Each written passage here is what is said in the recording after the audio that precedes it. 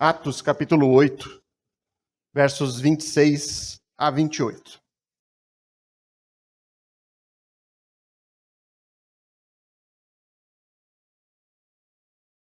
Antes de nós fazer a leitura, irmãos, contextualizando onde nós estamos e a história que nós vamos aqui hoje começar a analisar, este é mais um dos eventos que são extremamente importantes e marcantes dentro da história do desenvolvimento da igreja cristã. Nós temos que lembrar que neste momento a igreja de Jesus Cristo, o cristianismo, está dando os seus primeiros passos. O livro de Atos mostra o início da era da igreja, o início da história da igreja. E este é o momento onde o evangelho está sendo transmitido a outras pessoas além dos judeus. É o que nós temos visto aqui nos últimos capítulos. A boa notícia sobre o Messias que veio, mas que morreu e ressuscitou, está se expandindo para além da Judéia e de Jerusalém. E é importante relembrarmos como isso passou a acontecer. O início da perseguição aos cristãos neste momento ocorre ali no capítulo 7, com a morte de Estevão, um discípulo de Jesus. E aí então, por causa da morte de Estevão, os cristãos eles saem de Jerusalém, eles passam a se espalhar pelas regiões vizinhas. E é dentro dessa realidade de fuga, da tentativa de se proteger dessa perseguição que se inicia, que Lucas, que é o autor aqui deste livro, ele apresenta para nós Filipe, que é um dos 7 homens que haviam sido escolhidos para auxiliar os apóstolos no auxílio às viúvas, no serviço diaconal, como nós chamamos. Filipe ele aparece agora como um verdadeiro evangelista. E ele teve grande êxito na pregação do evangelho aos samaritanos, que era um povo que tinha bastante dificuldade no relacionamento com os judeus. Eles eram verdadeiros inimigos. Era um clima bastante hostil que existia entre samaritanos e judeus. Eu expliquei o porquê de tudo isso, mas não vou voltar às explicações nesse ponto. Mas essa realidade do evangelho ganhando os samaritanos força com que pelo menos 2 dos apóstolos tenham que se deslocar até lá. Então Pedro e João vão até a Samaria para verificar com seus próprios olhos isso que estava acontecendo, a realidade dos samaritanos abraçando a fé em Cristo.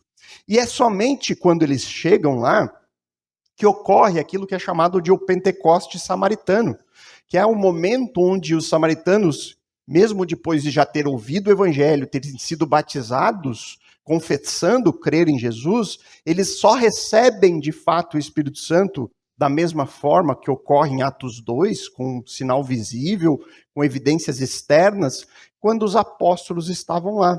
Isso foi necessário. Isso foi necessário porque se pairasse qualquer dúvida da conversão dos samaritanos, eles seriam rejeitados por aqueles que eram judeus. Então, antes de encerrar o capítulo 8 aqui, Lucas então narra mais um evento importante dentro deste contexto de expansão do evangelho a todas as nações. É o encontro de Filipe, novamente Filipe aqui, com um eunuco etíope.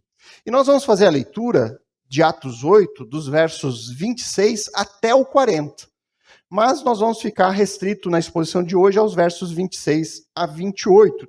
Tem bastante explicações aqui para fazer em cada um desses versículos. Então, vou fazer a leitura do texto completo, mas depois nós vamos trabalhar apenas em 3 versículos. Então, diz assim a palavra do Senhor.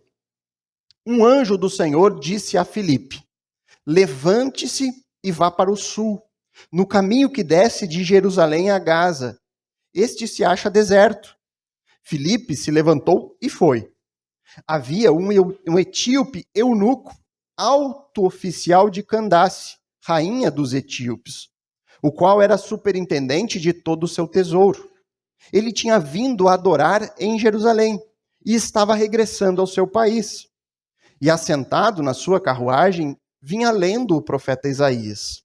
Então o Espírito disse a Filipe, aproxime-se dessa carruagem e acompanha.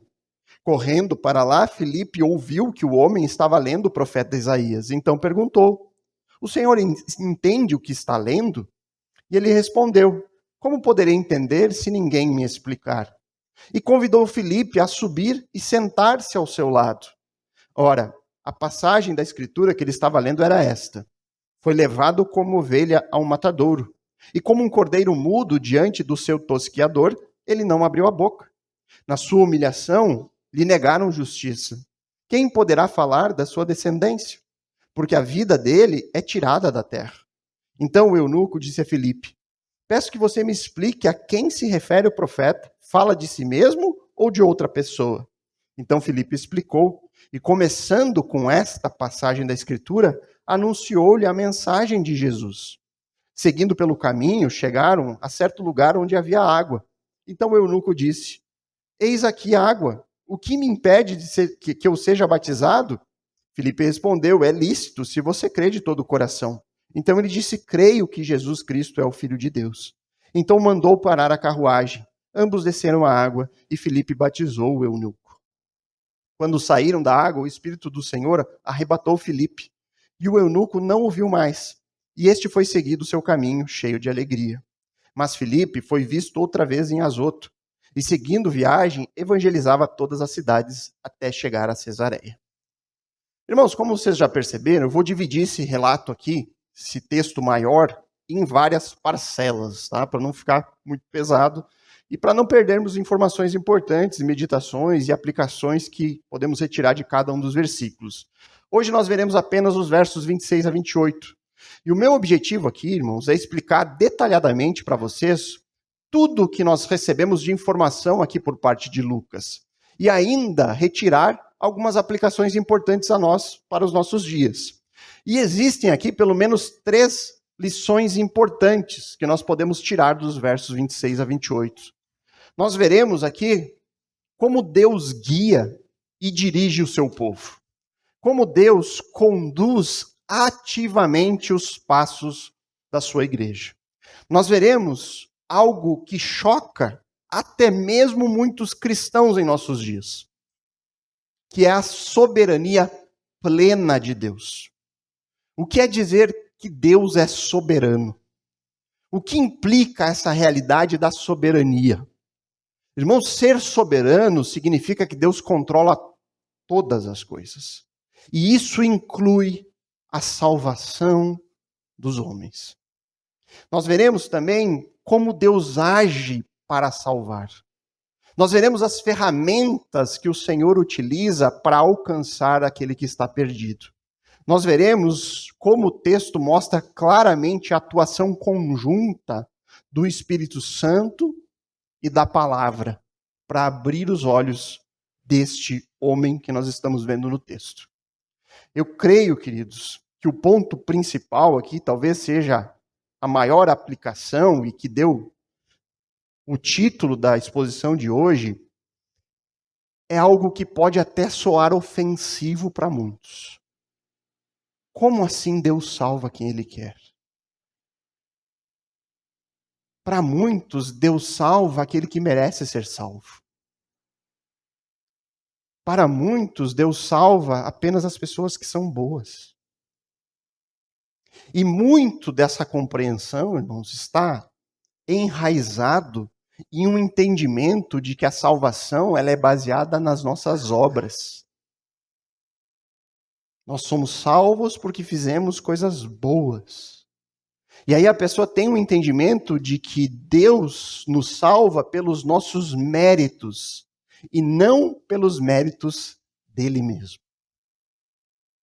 Nós veremos, queridos, que conforme nós nos aprofundamos na Bíblia, e talvez o grande problema para quem tem entendimento distorcido sobre esse esteja no fato de que leem muito pouco a Bíblia. Pessoas que creem em salvação por obras conhecem muito pouco da Bíblia. Nós veremos certos relatos, certos ensinamentos que mostram de uma forma inquestionável que Deus controla tudo. Deus controla todas as coisas. Deus soberanamente age em favor de salvar alguns e de rejeitar outros. Essa é a verdade bíblica. E o texto de hoje é um bom exemplo nesse sentido. Então vamos iniciar da primeira lição que brota aqui do texto, que é o fato de que Deus dirige e guia ativamente o seu povo. É o que nós vemos no verso 26. O texto diz claramente que um anjo do Senhor disse a Filipe: levante-se e vá para o sul, no caminho que desce de Jerusalém a Gaza. Este se acha deserto. Lucas ele não nos dá muitos detalhes sobre onde estava Filipe agora. Ele não nos diz se ele estava sozinho, se ele estava com os apóstolos ainda, se eles haviam já retornado a Jerusalém, se ele estava ainda na Samaria. Lucas não nos diz. Isso, de fato, não é grande importância para nós, saber onde está Filipe neste momento. O importante aqui é a ordem que ele recebe. Ele recebe uma ordem por meio de um anjo enviado por Deus. Se você correr o texto aí para o verso 29, que nós não vamos ver hoje, vamos ver na semana que vem, é dito também que o Espírito disse para Filipe. E aqui, Espírito, na sua Bíblia, possivelmente, certamente, talvez, esteja em letra maiúscula. Os tradutores aqui querem nos ajudar para dizer que não era o Espírito dele mesmo. Era o Espírito do Senhor. Aqui é Deus falando com Filipe por meio do Espírito Santo. E a ordem aqui é mais uma vez clara. Ele escuta, aproxime-se dessa carruagem e acompanha. É uma ordem de Deus a Filipe. Então o relato aqui para nós, Filipe ele quer deixar claro aos seus leitores que esta viagem de Filipe e tudo o que ocorre aqui nessa viagem é ordem de Deus, é direção de Deus. Deus usou o mensageiro e usou o próprio Espírito para dirigir, para guiar Filipe neste evento. São ordens específicas. São ordens muito claras. O que o anjo diz? Levante-se e vá para o sul. E aqui, queridos, é importante dizer que essa palavrinha sul aqui no original, no grego, ela tem o significado literal de meio-dia. Meio-dia. E aí você, nossa, mas o que tem a ver o meio-dia com o sul? Porque lá naquela região, o sol ao meio-dia se posiciona ao sul. Então essa palavra no original, ela também é usada no sentido geográfico. E aí muitas traduções, a maioria hoje das traduções modernas, estão optando por sul, que é uma direção geográfica. O anjo disse, ó, vá para aquela estrada em direção ao sul. Mas, irmãos, é preciso dizer que muitos comentaristas e estudiosos do texto original, eles acham que a melhor opção aqui é meio-dia. Muitos defendem a ideia do meio-dia. Nas versões mais antigas você encontra a Bíblia de Jerusalém, você tem essa expressão meio-dia. E se esse for o caso, essa se torna uma instrução, além de específica, bastante peculiar, singular. Por quê? Porque seria a ordem para Filipe ir para uma estrada que fica num deserto, onde naturalmente você tem pouco movimento, pessoas andando por ali, e além disso ele diz, olha, vá no horário de maior calor. Probabilidade de encontrar alguém nessa estrada ao meio-dia, quase zero. Muito difícil.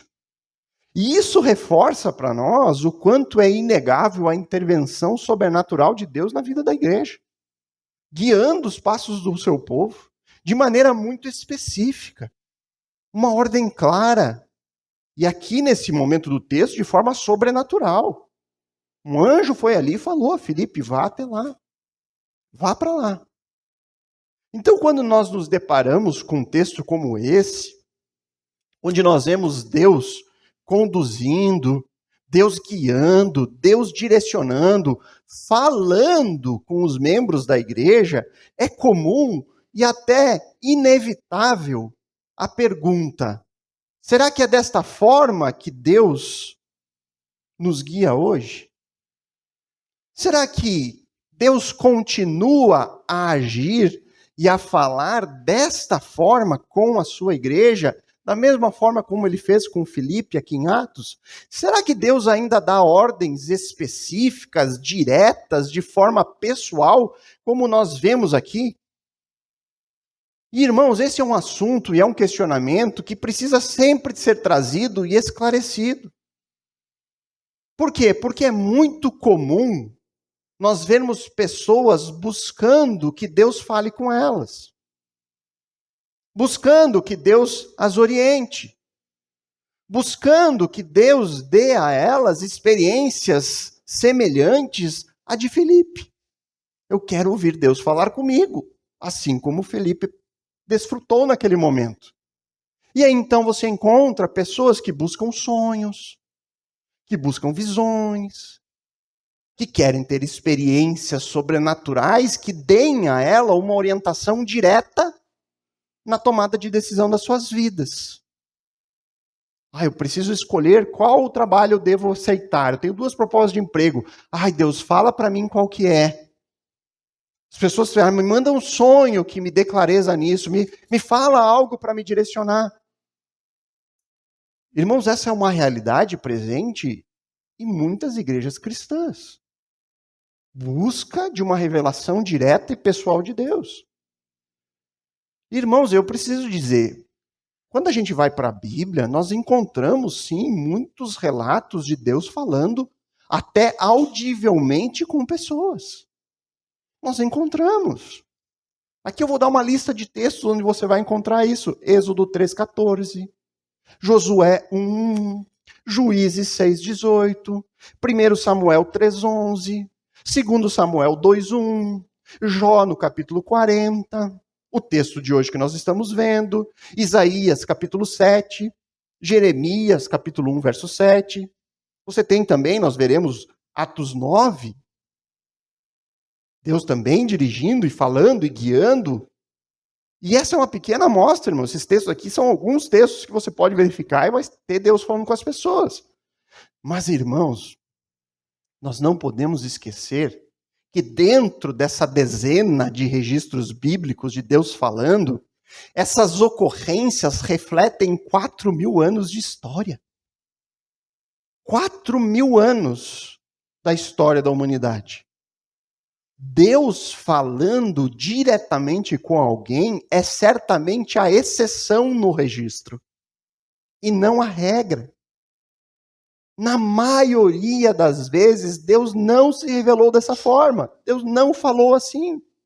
É uma pequena amostra, uma dezena de ocorrências em 4.000 anos.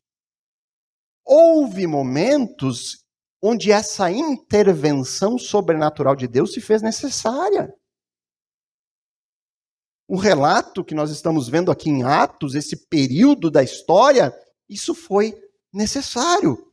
O contexto de Atos é um contexto de transição. O fundamento apostólico estava sendo estabelecido. As bases da igreja cristã estavam sendo postas. A própria Escritura, o Novo Testamento, estava sendo ainda produzido. O ofício do profeta estava ativo neste momento da história. Agora, a partir do ponto onde esse fundamento é colocado, é posto, qual a necessidade de recebermos alguma revelação direta da forma como Deus fez no passado?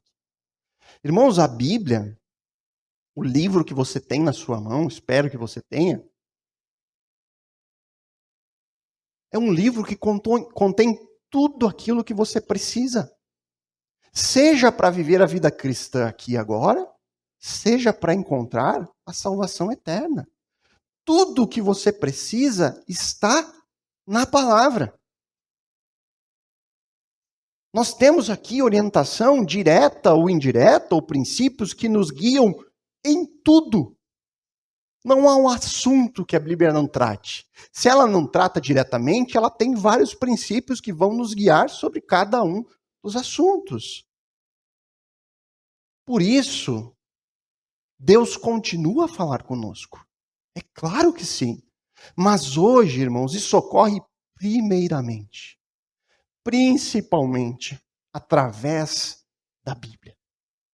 Através da Bíblia. Buscar a direção de Deus por meio das Escrituras deve ser sempre o primeiro e o mais importante recurso na vida do crente. Sempre. Esta é a fonte mais segura, fonte objetiva que nós temos para conduzir a nossa vida. Irmãos, eu vejo muitas pessoas guiando as suas decisões na interpretação subjetiva das suas próprias experiências. tomando decisões baseadas em supostos sonhos, em desejos do coração, em pensamentos, em vozes na cabeça. Se você está ouvindo vozes, cuidado. Talvez seja a hora de procurar um especialista. Irmãos, a gente tem que ter discernimento com isso. Reparem como a direção de Deus no relato de Atos, ela é específica. Quando Deus fala com o seu povo, ele dá coordenadas claras. Não há necessidade de interpretar nada aqui. A ordem foi clara, Deus entregou o endereço. Nós veremos no capítulo 9 até no capítulo 10, Deus entregando o nome de pessoas. Vá até lá, encontre tal pessoa, no endereço tal. Deus dá certinho. Não fica ali, eu sonhei com um passarinho azul que pairou na sacada da minha casa. Esse passarinho deve ser, o meu chefe vai me dar uma promoção. Daí você é demitido do emprego. Deus, eu não entendi o sonho que o Senhor me mandou. Não é assim, na Bíblia nunca foi assim. Nós veremos aqui outros casos como Deus é específico. E podem reparar, irmãos, pessoas que vivem em busca de um sinal, de uma nova revelação da parte de Deus, que vivem em busca de sonhos, são as mesmas que desprezam o estudo sério das Escrituras. São as mesmas. As mesmas que vêm numa igreja onde tem pregação expositiva e elas vão dizer, nossa, eu gostei da aula. Mas não foi pregação, né? Foi só uma aula bíblica. As pessoas não querem conhecer as Escrituras, elas querem buscar esses sonhos, essas experiências pessoais. Algumas chegam a dizer que estudar a Bíblia é como uma lepra. Não estude a Bíblia, senão você vai esfriar. Isso é que nem lepra, se espalha e quando vê você está frio. Tem pastor expulsando o demônio do estudo bíblico. Tem na internet, basta procurar. Pastor expulsando o demônio do estudo bíblico. Agora, quem será que teria o interesse de afastar as pessoas da única fonte segura de revelação de Deus? Satanás. É melhor afasta eles da Bíblia e deixem com as experiências. Deixem eles ser guiados pelos próprios corações. Afinal de contas, o coração na Bíblia é o quê? A coisa mais enganosa que nós temos. Ninguém pode ser guiado pelo seu próprio coração, porque se for, vai bater a cara no muro. O fato de Deus hoje se revelar por meio da palavra escrita, o fato de nós dizermos, olha, hoje Deus se revela por este livro, significa que Deus se tornou impessoal? Não, mas isso é muito frio. Um Deus que fala pelo registro escrito, ele é um Deus frio. Não é um Deus impessoal. Será que é isso mesmo? Irmãos, essa é a fonte segura, objetiva que nós temos, mas é óbvio que Deus, ele trata conosco, ele lida conosco de forma totalmente pessoal, ele habita em nós. Hoje nós podemos discernir o certo e errado, muitas vezes por meio da própria consciência que o Senhor coloca em nós. A consciência nos acusa. Deus usa o processo de moldar a nossa mente para que nós pensamos com a mente dele. Isso também funciona. Deus muitas vezes permite que certas coisas ocorram na nossa vida com o objetivo de nos direcionar. Deus permite certos acontecimentos e circunstâncias para nos moldar, para nos transformar, para que nós possamos crescer espiritualmente.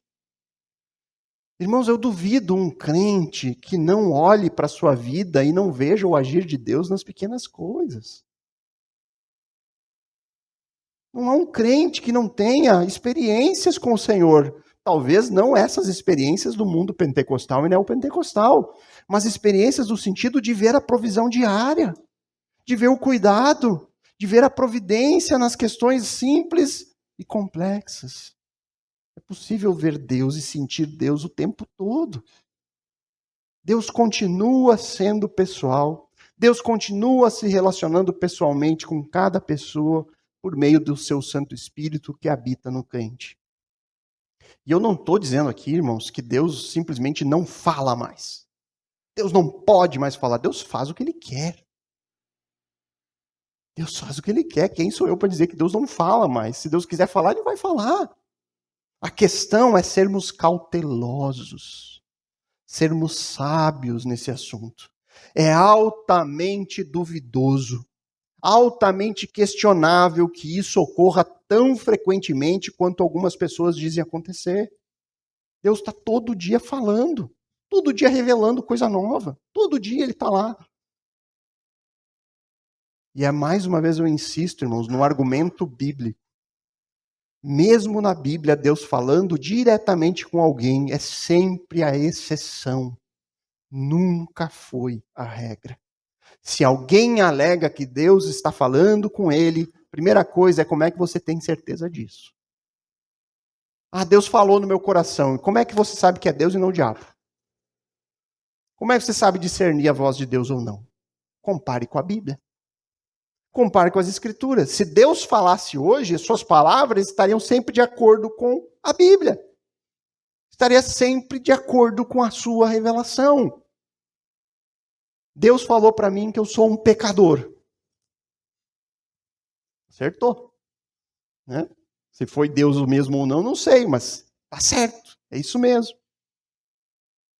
Deus, Ele continua a guiar e dirigir o seu povo. Mas hoje, irmãos, você precisa saber a maneira mais objetiva, a maneira segura que Deus tem para fazer isso é por meio das Escrituras. A sua palavra registrada nesse livro. Na Bíblia nós temos tudo aquilo que nós precisamos para andar seguros nos seus caminhos. Em tudo consulte a palavra de Deus. Em tudo verifique no texto bíblico. Em tudo leve a Bíblia em consideração. Essa é a primeira lição que nós podemos retirar daqui. A segunda lição desse texto, irmãos, é a dura verdade de que Deus salva quem Ele quer. Por que eu digo que é uma dura verdade? Porque eu não sei se existe um único crente que não se deparou com essa verdade e não se debateu nela. Creio que todo crente chega no momento onde se depara com as doutrinas da graça, com a ideia da soberania de Deus, a soberania plena de Deus, e aí você se debate. Ah, mas como assim? Por quê? Porque isso desconstrói muita coisa que a gente aprendeu sobre Deus. Que Deus não interfere na vida humana, que Deus ele está lá submisso às vontades do homem, ele não interfere na liberdade do homem, ele deixa o homem seguir o seu caminho. A maioria das pessoas aprende isso de Deus. E aí você se depara com Deus que salva quem Ele quer. E isso traz um choque de realidade. Mas é um choque de boa realidade, porque é um choque de realidade bíblica. E esse choque de realidade bíblica produz em nós bons frutos. Nós nos humilhamos diante dessa verdade. Isso nos leva à gratidão a Deus. Nos leva à reverência profunda a Deus. Isso traz coisas boas. Então olha o que diz os versos 27 e 28. E nessa primeira parte, irmãos, tem algumas explicações mais didáticas que são necessárias. Depois nós vamos para a parte prática.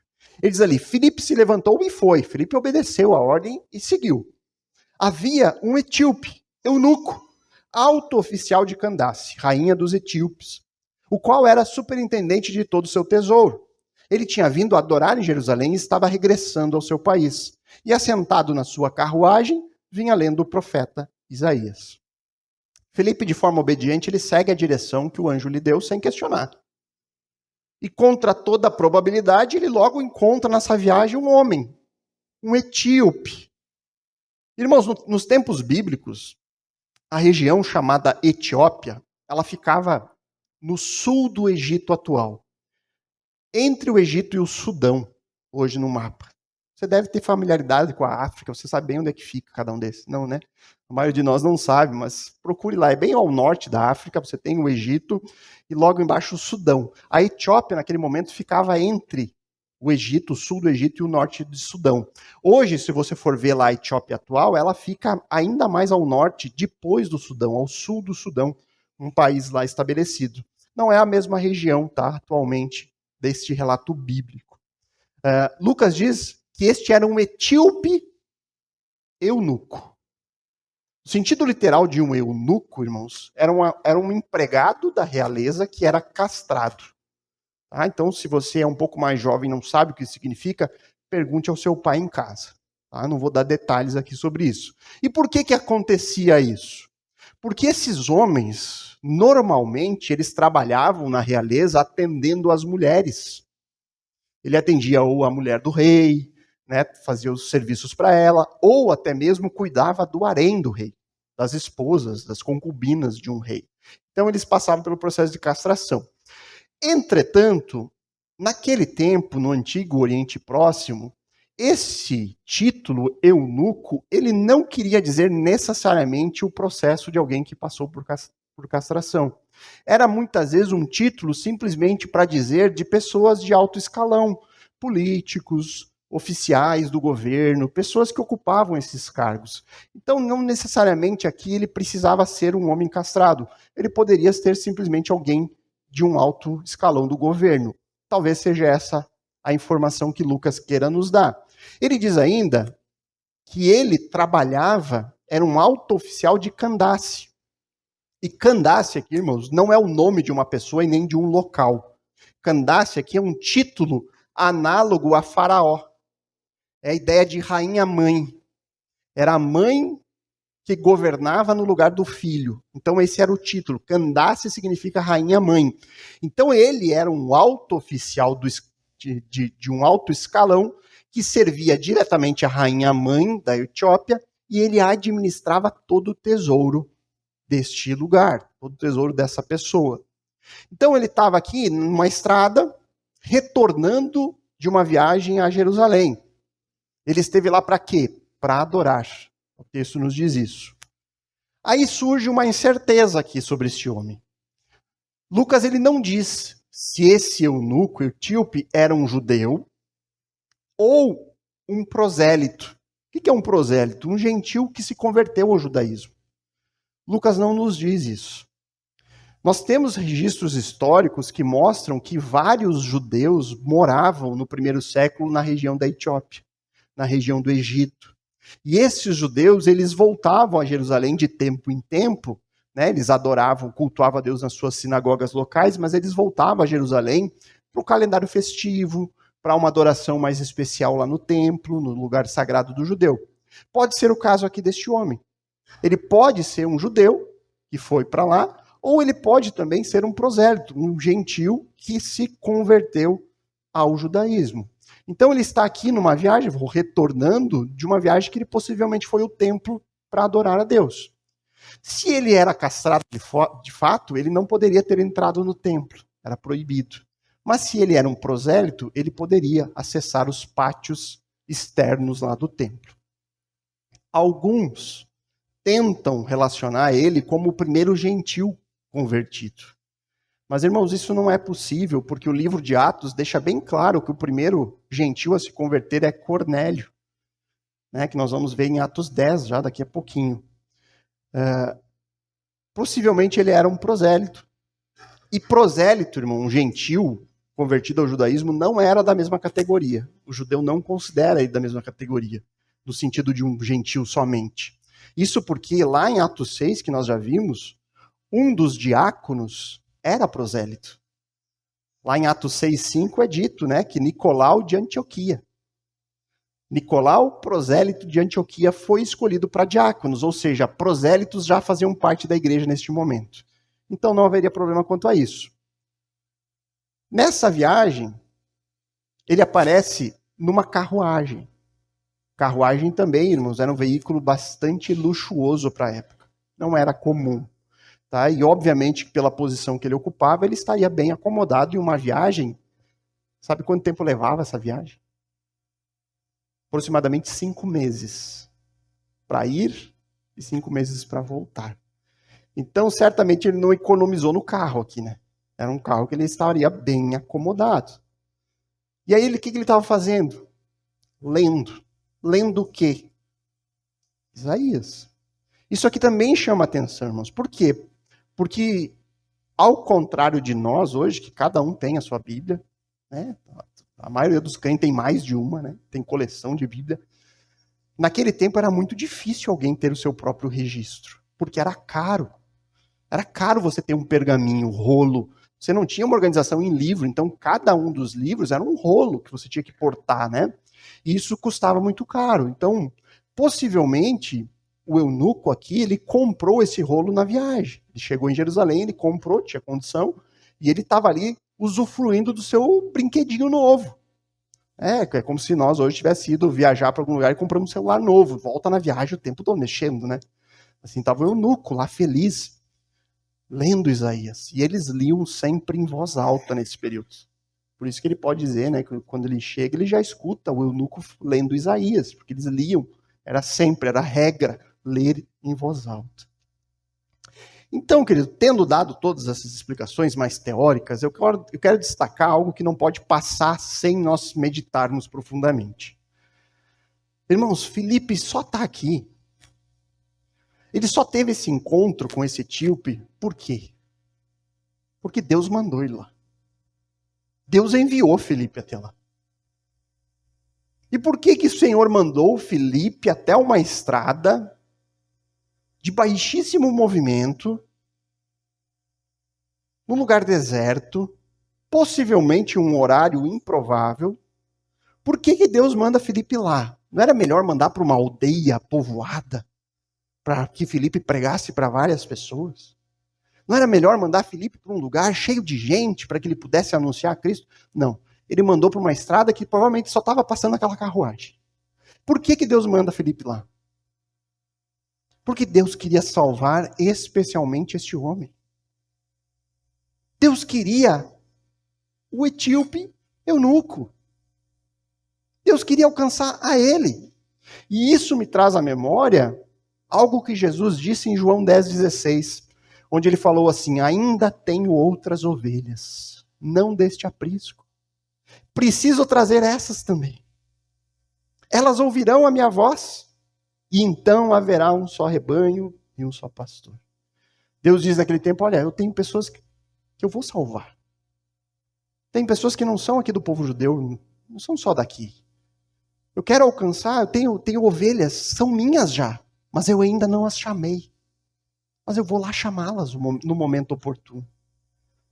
Esse eunuco aqui era uma dessas ovelhas, que era do Senhor já, mas ele ainda não havia chamado. E foi naquele momento que diz: chegou a hora. Chegou a hora do eunuco. Filipe, vai lá buscar a minha ovelha. Vai lá no lugar onde não tem ninguém, no deserto, e fale para o meu filho que está lá passando. Os evangélicos, de modo geral, falam bastante da soberania de Deus. Nós cantamos aqui, e a maioria das igrejas cantam: Deus é soberano. Celebram a soberania de Deus, enfatizam este atributo. Mas parece, irmãos, que quando muitas pessoas se deparam com a soberania de Deus na salvação do homem, quando se deparam com Deus que elege, que salva quem Ele quer, muitos então rejeitam. Não, mas a soberania de Deus não alcança isso, não é tão longe assim. E aí Deus se torna parcialmente soberano. Soberano para algumas coisas, mas não para outras. Irmãos, Deus escolheu salvar este homem. Deus escolheu. Deus enviou um evangelista até lá. Deus fez isso de forma direta, de forma sobrenatural. Mandou Filipe estar lá na estrada esperando aquele homem.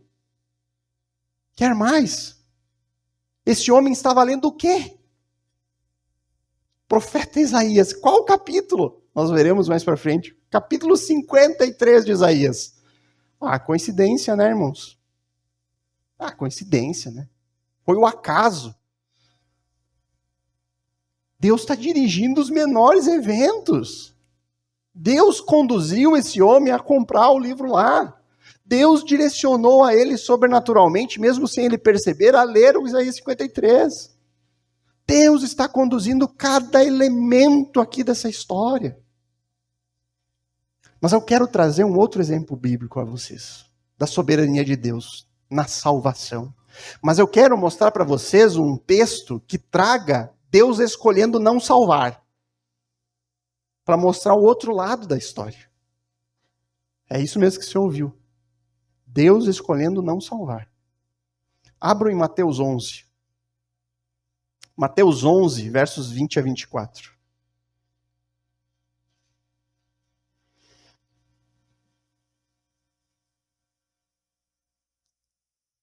Mateus 11, versos 20 a 24.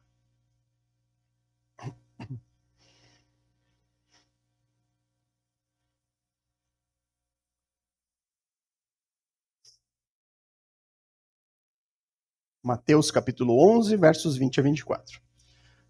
Olha o que diz o texto. Diz ali: Então Jesus começou a repreender as cidades nas quais ele tinha feito muitos milagres, pelo fato de não terem se arrependido. Ai de você, Corazim! Ai de você, Betsaida! Porque se em Tiro e em Sidom se tivessem operado os milagres que foram feitos em vocês, há muitos que elas teriam se arrependido com pano de saco e cinza. Mas eu digo a você que no dia do juízo haverá menos rigor para Tiro e Sidom do que para vocês. E você, Cafarnaum, pensa que será elevado até o céu? Será jogado no inferno. Porque se em Sodoma se tivesse operado os milagres que foram feitos em vocês, ela teria permanecido até o dia de hoje. Mas eu digo a você que no dia do juízo haverá menos rigor para a terra de Sodoma do que para você. Olha o que Jesus está dizendo, irmãos. Jesus está dizendo que se ele tivesse ido e se revelado aos moradores de Tiro, de Sidom, de Sodoma, se ele tivesse feito os mesmos milagres que ele fez em Corazim, em Betsaida, em Cafarnaum, as pessoas destas outras cidades teriam se arrependido. É isso que Jesus está dizendo. Olha, se eu tivesse ido nessas outras cidades e feito os mesmos milagres que eu fiz aqui, essas outras cidades teriam se arrependido, teriam sido salvas. Jesus sabia exatamente o que aconteceria se ele tivesse ido para Tiro, Sidom, ao invés de Corazim e Betsaida. Deus sabia que pessoas se converteriam lá se tivessem visto milagres. Sabia que a mensagem do Messias teria sido aceita por elas. E aí a pergunta, irmãos, inevitável que surge é: mas então por que Jesus não foi para lá? Por que Deus não mandou um Filipe para lá? Um mensageiro de Deus naquele lugar para fazer sinais? Por que Deus não fez isso? Por quê, irmãos? A resposta é simples, mas é dura. Porque Deus não quis. Deus não deve revelação a ninguém. Deus não quis ir para lá. Irmãos, o raciocínio é lógico aqui. Se Deus sabia que aquele povo creria, mas enviou um mensageiro para uma cidade onde ele seria rejeitado, consequentemente não era a vontade de Deus salvar aquele povo. Não era a vontade de Deus que aquele povo se convertesse. Irmãos, eu sei o quanto isso é duro. Eu sei, eu já me debati com isso, mas é isso que a Bíblia diz. E diante disso, eu posso ter duas reações. Rejeitar a Bíblia, dizer, não, isso é duro demais. Inventar desculpas, não, mas não é bem assim, o texto não está querendo dizer isso. Tentar mascarar o que está escrito. Não, mas veja bem. Ou então, irmãos, sem levar em conta o custo, lidar com isso. Lidar com essas palavras duras. Lidar com as escrituras. Lidar com a doutrina da soberania de Deus que nos amassa. Que nos faz enxergar quem nós somos. Sabe por que a doutrina da soberania de Deus, inclusive na salvação, nos ofende tanto? Sabe por que muitas pessoas chegam diante dessa verdade e não querem crer nisso, e rejeitam isso, e começam a dizer, não, mas se isso for assim, Deus é injusto. Irmãos, isso ocorre porque as pessoas acham que Deus é devedor delas. Que Deus deve favor ao ser humano.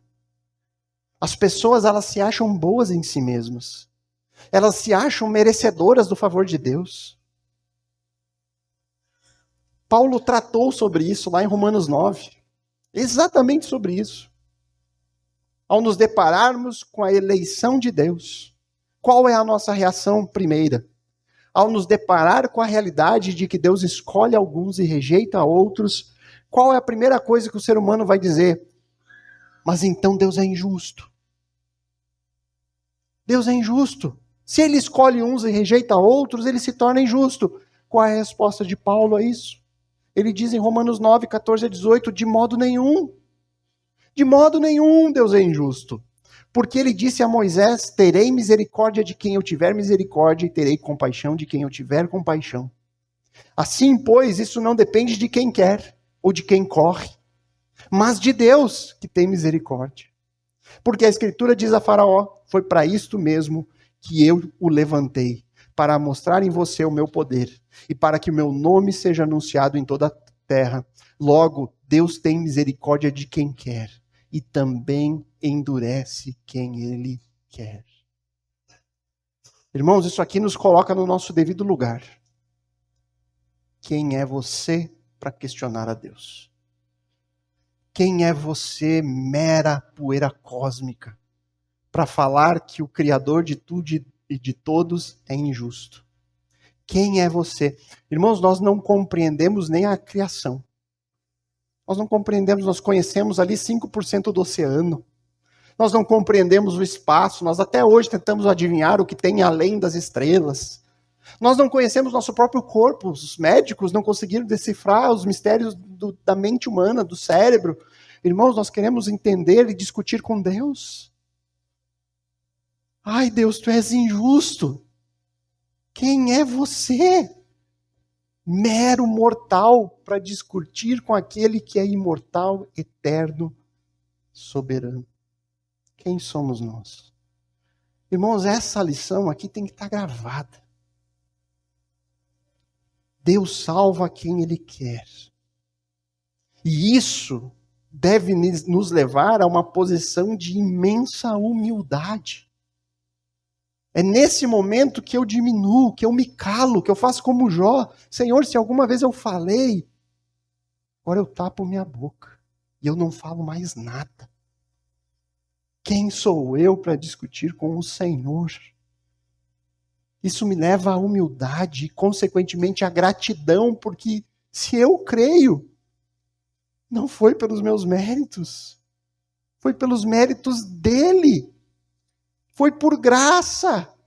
Foi um favor que o Senhor me deu. Ele poderia ter endurecido meu coração. Ele poderia ter me deixado morto nos meus delitos e pecados. Mas Deus veio e me deu vida. E aí eu olho para o Senhor e digo, por que, Senhor, eu? Eu olho para mim mesmo e eu só vejo maldade. Eu não vejo nada de bom aqui. Por que, Senhor, o Senhor me elegeu a mim e não o meu vizinho, que é muito melhor que eu? Eu não sei, mas eu agradeço, eu louvo, eu adoro a Deus. E como Ele faz isso, irmãos? Como que Deus salva? Que ferramentas Ele usa para nos alcançar, para alcançar o perdido? E aqui nós chegamos na última lição. Deus salva em uma ação conjunta do Espírito Santo e da Palavra. É isso que nós veremos aqui no texto. O Espírito Santo e a Palavra atuando juntos na salvação do perdido. É perceptível aqui a ação, irmãos. Nós vemos o Espírito Santo direcionando, o Espírito Santo conduzindo, guiando Filipe até o local específico para encontrar uma pessoa específica a fim de salvá-lo. E do mesmo modo, nós encontramos a palavra de Deus presente aqui no texto, tendo um papel fundamental na salvação deste homem que está lendo um dos textos mais claros sobre a promessa da vinda de um Messias que viria na forma de um servo sofredor. Então este relato do encontro de Filipe com o eunuco etíope serve muito bem como uma ilustração dessa realidade e desta presença dos dois elementos fundamentais, indispensáveis no processo da salvação. A Bíblia nos ensina que a regeneração, a conversão do coração, o convencimento sobre o pecado, sobre a necessidade que nós temos de um Salvador, é uma obra do Espírito Santo em nós. É o Espírito Santo que nos convence da nossa própria pecaminosidade. Lá em Tito 3,5, o apóstolo Paulo diz que ele nos salvou, não por obras. Ele nos salvou não por obras de justiça praticada por nós, mas segundo a sua misericórdia. Olha mais uma vez como não é. Não é por nós, é pela misericórdia de Deus. Não somos nós que temos méritos, é Deus quem tem mérito, porque Ele é misericordioso. E Ele nos salvou como? Mediante o lavar regenerador e renovador do Espírito Santo. É o Espírito quem convence. É o Espírito que regenera o homem. Mas isso não ocorre alheio à palavra. Não é nunca só o Espírito. Sempre a palavra, o Espírito nos direciona à palavra. O Espírito Santo faz uso da palavra para nos convencer. Nós saberíamos o que é pecado se a palavra não nos dissesse o que é pecado? Além da regeneração do coração, é necessário o entendimento de uma mensagem. Ninguém é salvo sem ouvir o Evangelho. Ninguém consegue depositar fé, confiança em um Jesus se ele não conhecer esse Jesus por meio de uma mensagem. Irmãos, existem vários textos na Bíblia que mostram isso. Essa atuação conjunta do Espírito e da Palavra. E aqui eu peguei só os exemplos de Atos. Nós já vimos Atos 2, o Pentecostes.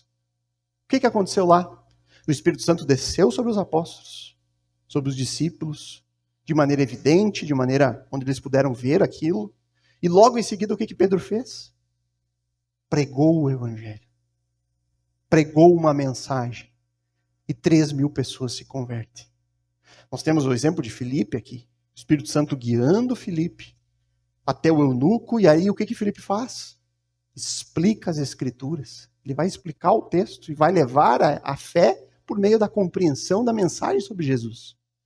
Nós vamos ver a conversão de Paulo. Saulo de Tarso se converte em Atos 9, próximo capítulo. Ele vai encontrar Jesus na estrada para Damasco. Ele vai ter informação sobre Jesus ser o Messias. E aí o Espírito Santo transforma a vida dele por completo. Se torna um dos maiores dos apóstolos. Nós vamos ver a casa de Cornélio se convertendo em Atos 10, onde nós veremos Pedro sendo guiado pelo Espírito Santo até a casa de um centurião romano. E lá, só depois de ouvir a palavra, ouvir a pregação, é que eles são batizados com o Espírito Santo. Nós temos um caso emblemático também em Atos de Lídia. Uma mulher que aparece no capítulo 16, versos 13 a 15, que durante a pregação de Paulo em Filipos, é dito que o Senhor abriu o coração de Lídia, para que ela pudesse entender a mensagem de Paulo. Só depois de ouvir a palavra e ser tocada no Espírito é que Lídia foi para casa e então todos eles foram batizados. Romanos, no capítulo 10, verso 17, o apóstolo Paulo diz assim, que a fé, ela vem pelo ouvir. E o ouvir pela palavra de Cristo. Ou seja, a fé, a confiança, ela só nasce quando nós ouvimos a mensagem. Nós só podemos confiar em algo quando nós entendemos. Você só vai confiar em Jesus quando você conhecer Jesus. Quando você souber o que ele fez. Quanto mais você conhece, mais condições você tem de confiar. E aí o que nós aprendemos com isso? Que a palavra, irmãos, o Evangelho, a mensagem de Cristo é como uma semente da fé. Essa semente ela é plantada, o Senhor Jesus usou essa ilustração na palavra do semeador. A semente ela é lançada, a mensagem é plantada, mas aí precisa da ajuda do Espírito para fazer essa mensagem florescer. Nós apenas plantamos, nós apenas regamos, mas quem dá o crescimento? É o Senhor, é o Espírito, é Deus. Então você precisa aprender de Cristo. Você precisa estar exposto ao Evangelho. Você precisa ouvir o testemunho dos apóstolos. Você precisa meditar nisso. Ler tudo aquilo que está escrito. Aprender sobre as promessas de um Salvador, sobre a sua chegada. sobre a sua morte, sobre a sua ressurreição. Você precisa ouvir sobre aquilo que Deus promete para o futuro. Quanto mais você conhece, mais chances tem da semente germinar. Em algum momento o Senhor vem e dá o crescimento. Se você ouve, clame a Deus pela ajuda dele para que essa semente floresça. Porque o Espírito Santo é fundamental na conversão. O Espírito Santo, ele não somente dá o convencimento, mas ele também, na sua jornada cristã, ele vai te dar a santificação progressiva. Ele vai te ajudar a perseverar. Então, se você já é crente, você também tem que aprender a orar e a depender do Espírito Santo. No seu dia a dia. Nessa santificação, que é uma obra conjunta, nós temos que nos esforçar para ter uma vida santa. Mas, ao mesmo tempo, nós temos que estar sensíveis para o mover do Espírito na nossa vida. Trabalhando por meio de circunstâncias. Se nós somos crentes e sofremos, nós temos que saber que Deus ele está agindo no sofrimento. Ele está nos ensinando alguma coisa, Ele está nos moldando. Nós precisamos estar sensíveis a isso. Lá em 2 Tessalonicenses 2,13, Paulo diz assim, porque Deus os escolheu desde o princípio. Essa é uma mensagem de Paulo para a igreja. Se você é crente, você deve saber disso. Deus escolheu você desde o princípio. Mas Ele escolheu você com um propósito. Paulo diz, para a salvação. Escolheu para ser salvo. Pela santificação do Espírito e fé na verdade. Deus nos salva, irmãos. Nos dá fé. Nos dá o convencimento, nos aproxima da palavra, mas Ele deseja que a gente cresça na semelhança dEle. Que a gente seja cada vez mais transformado por Ele. Portanto, permitam sempre que o Espírito e a palavra trabalhem juntos na sua vida. Dediquem-se à leitura bíblica. Busquem pela transformação que só o Espírito pode dar. Tenham a prática do devocional diário, pessoal. Priorizem isso, irmãos. Priorizem tempo com Deus. Procurem relacionamentos intencionais de discipulado. O que quer dizer isso? Onde crente ajuda o outro crente. Onde um crente auxilia o outro, encoraja o outro. Façam leituras juntos, conjuntas. Convide um irmão para ler um bom livro. Convide um irmão para ler a Bíblia. Convide um irmão para orar juntos. Se dediquem nisso. Se edifiquem, irmãos. Não fique esperando. Tome a iniciativa.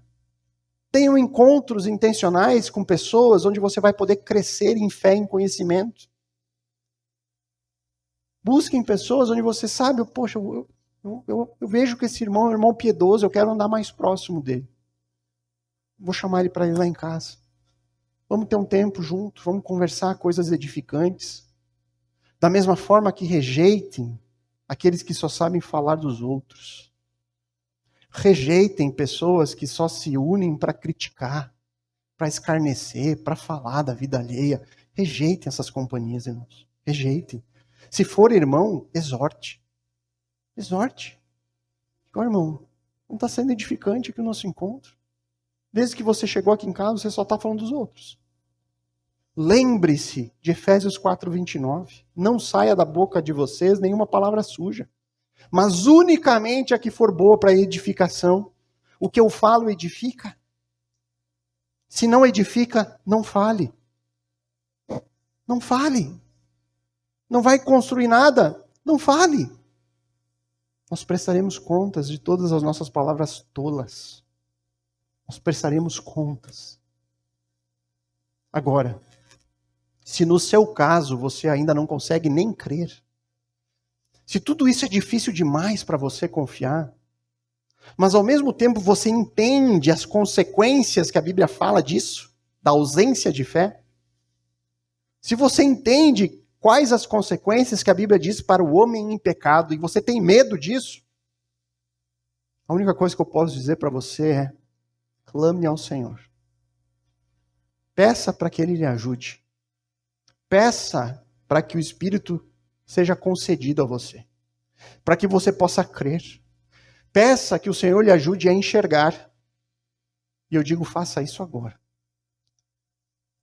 Lucas 11:13 diz que, ora, se vocês que são maus sabem dar coisas boas aos seus filhos, quanto mais o Pai Celeste dará o Espírito Santo aos que lhe pedirem. Então peça, Senhor, eu entendo o que diz o Evangelho. Eu entendo que as consequências para quem morre em pecado e incredulidade é o tormento eterno. Então, me concede o Espírito, Pai. Se você realmente existe, me concede o Espírito Santo para que eu possa crer. Para que eu possa enxergar como eles enxergam. Me ajude a crer, Senhor. Porque eu não quero ter esse fim. Se o Senhor é real, me dê o Espírito. Então, queridos, hoje nós iniciamos mais uma história bem importante e bastante impactante aqui do processo, do crescimento da igreja no mundo. Depois da conversão de muitos judeus, depois da conversão dos samaritanos, nós agora vemos uma pessoa improvável, sendo alcançada meramente pela graça. A graça soberana do Senhor. Nós podemos aprender aqui com esse texto que Deus, ele não é um Deus impessoal. Deus é um Deus pessoal, ele guia, ele dirige ativamente o seu povo, a sua igreja. Nós podemos aprender que Deus, ele não é um Deus distante, ele é um Deus próximo. E ele é um Deus soberano em todas as coisas, incluindo na salvação dos homens. E isso, irmãos, não deve nos levar a rejeitar a Deus ou crer que ele é um Deus injusto. Pelo contrário, a realidade da soberania de Deus nos leva à humildade, nos leva à gratidão profunda a um Deus que nos salvou sem nenhum mérito nosso, apenas porque ele é misericordioso. E nós devemos louvar a Deus por isso. E por fim, nós podemos ver também que Deus ele utiliza de que formas para salvar? Uma ação conjunta do Espírito Santo e da palavra. É dessa forma que ele alcança aqueles que ele elegeu antes mesmo da fundação do mundo. Graças a Deus por isso. Vamos orar? Querido Deus, bondoso Pai, nós te agradecemos por mais um tempo de estudo bíblico, mais um tempo onde nós podemos ler as Escrituras, analisar o texto e aplicar para as nossas vidas. Nós vimos aqui, no relato de Filipe e Eunuco, diversas lições em apenas 3 versículos. Nós vimos a maneira como o Senhor continua a dirigir e guiar o seu povo. Nós podemos aprender, Deus, que o Senhor não é um Deus impessoal, pelo contrário, o Senhor é um Deus totalmente pessoal e que se relaciona com o seu povo. Nós podemos contextualizar para a nossa época e nos alegrar no privilégio que nós temos de termos toda a revelação na nossa mão. O eunuco tinha apenas um livro ali com ele, o livro do profeta Isaías. Nós temos o privilégio de contar a Bíblia completa, toda a instrução, toda a revelação de Deus para nós. Que nós saibamos usar esses recursos que o Senhor tem nos dado com o seu amor e a sua graça. Nós podemos ver também, Deus, a tua atividade na salvação do homem de maneira soberana. E isso nos humilha. Obrigado, Pai, por tão grande salvação. Obrigado porque o Senhor nos escolheu nele. Se cremos, nós podemos estar seguros que o Senhor nos salvou de uma vez para sempre. Louvado seja o Senhor por isso, Deus. E também, Senhor, nós podemos contemplar a tua bondade, a tua misericórdia nos menores atos aos maiores atos da nossa vida. Vendo a maneira como o Senhor nos deu a sua palavra, essa mensagem de salvação em Cristo, e como o Senhor tem dado a cada um de nós que creem o teu Santo Espírito. Obrigado porque reconhecemos que não há nenhum mérito em nós, pelo contrário, o mérito é todo do Senhor. Nós nos humilhamos diante do Senhor e agradecemos com profunda gratidão, com profunda reverência àquele que é soberano sobre tudo e todos. Louvado seja o Senhor. Nós oramos em nome de Cristo. Amém. Bem, queridos?